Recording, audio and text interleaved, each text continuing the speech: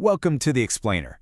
Today, we're going to explore a century of the stock market, but with a really cool twist. We're going to do it with a fascinating thought experiment. So what if we took a trading legend, Jesse Livermore, from the Roaring '20s, and just, bam, dropped him right into today's market?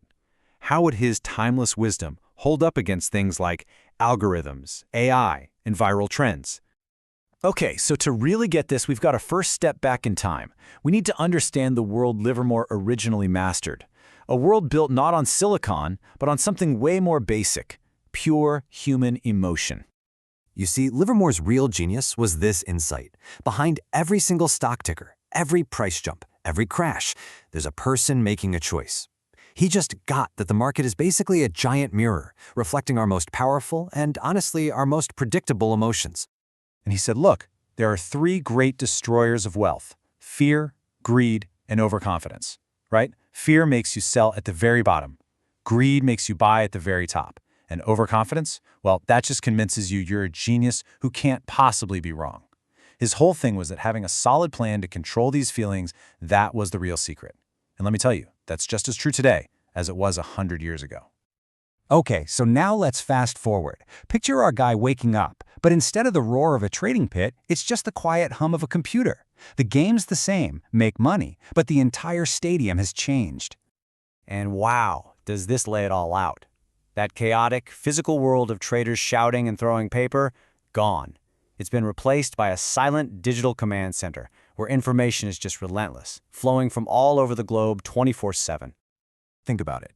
Livermore's legendary intuition, it's now on steroids.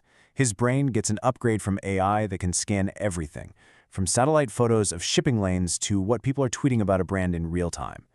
It spots things no human ever could. And those trades that used to take hours, they happened across the globe in less than the blink of an eye. But here's the catch. All this incredible new power, it comes with its own set of challenges. It's a brand new digital battlefield. And yeah, there are some serious monsters lurking in the code. So, foe number one our time-traveling trader would face: the sheer, overwhelming power of the social media storm. I mean, a single viral post on Reddit or X can send a stock to the moon, totally disconnected from what the company is actually worth. And this creates this massive problem for a trader, right? Do you stick with your careful analysis of the company's books, or do you try to ride this crazy meme wave, knowing it could just crash and burn at any second? It's a whole new kind of psychological test. And get this, it's not just other people he'd be up against anymore. He's now competing with entire armies of automated, high-frequency trading programs. We're talking about bots that can make thousands of trades before a human can even process what's happening. And sometimes, these algorithms create these absolutely terrifying moments called flash crashes. That's where the market just nosedives in minutes, all because of a chain reaction of automated selling that moves way, way faster than any human could ever hope to react.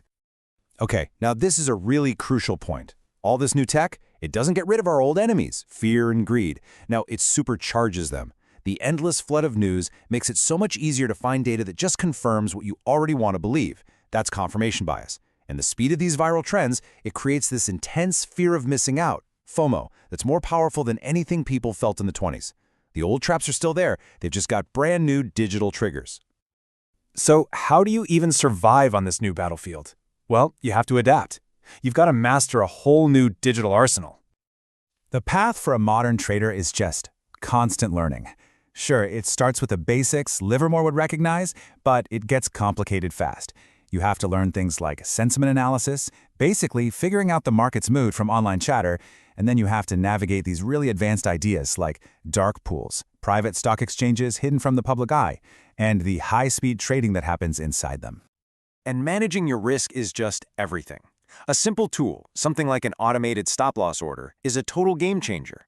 It basically tells the computer, hey, if this stock drops to X price, sell it for me. No questions asked. It's like a digital safety net, a defense against those huge, catastrophic losses that a flash crash or a meme stock flameout can cause. All right, this brings us to our final big idea here. All these changes, they've forged a whole new philosophy of trading, because the fundamental challenges, they've evolved. You know, it's funny. A thinker way back in the 19th century, Gustave Le Bon, he kind of saw this coming. He realized that crowds can basically develop a mind of their own. And in our world of viral trends and meme stocks, man, he's never been more right. The crowd itself is a huge force in the market now. But this is maybe the biggest shift of all. Thinkers like George Soros built their whole careers on the idea that markets aren't perfect because, well, people aren't perfect. But today, there's a second source of imperfection: the technology itself.